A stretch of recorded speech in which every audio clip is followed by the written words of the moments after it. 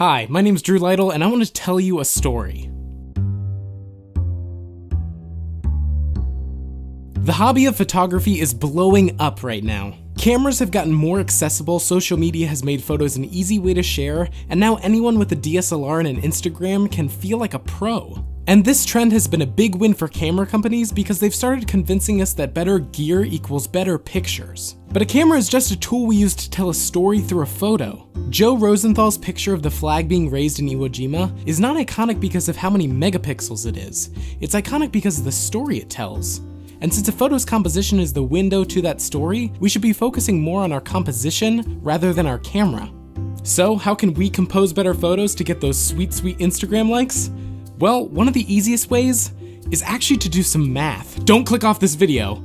We'll start nice and easy by just adding some numbers. Take 0 and 1. 0 plus 1 is 1. Now we're gonna add 1 and 1. 1 and 1 is 2. 2 and 1 is 3. 3 and 2 is 5. 5 and 3 is 8. 8 and 5 is 13. 13 and 8 is 21. 21 and 13 is 34. 34 and 21 is 55, so on and so forth. The sequence we just created is called the Fibonacci Sequence, and it's pretty fascinating. Each number in the Fibonacci sequence is known as a Fibonacci number, and they're everywhere. For instance, take a look at these flowers. The number of petals in each flower is a Fibonacci number, and if you look at your hand, you have 5 digits with 3 bones in each finger and 2 in your thumb and 1 thumb on that hand.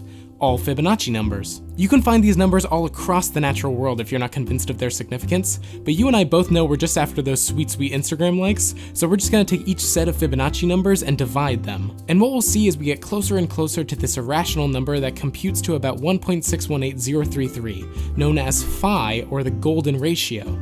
If you haven't heard of the golden ratio, it's a property of relation seen in a lot of artistic works. The Mona Lisa, the pyramids, and the human figure all have properties that match the golden ratio. But it gets cooler. Let's make squares with each side length being a Fibonacci number. After a few iterations, we'll have something like this. Now if we connect the dots between the squares, we've created what's called the golden spiral. And if you thought seeing the Fibonacci numbers in the petals of flowers was cool, you're gonna flip when you notice that this spiral is in this rose, these sunflower seeds, this field of aloe, this conch shell, this hurricane, and our galaxy.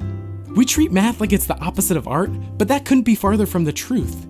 The golden ratio and its spiral are tools artists have used for centuries, and we can use it in composing our photos. If we take this spiral and put its tail in all 4 corners of our screen, we can create what's known as the phi grid. You can also just turn the setting on in your camera app. This overlay allows us to incorporate the intrinsic wonder of the Fibonacci sequence and the golden ratio into every photo we take by just lining up our subject with one of the points of intersection. Isn't that amazing?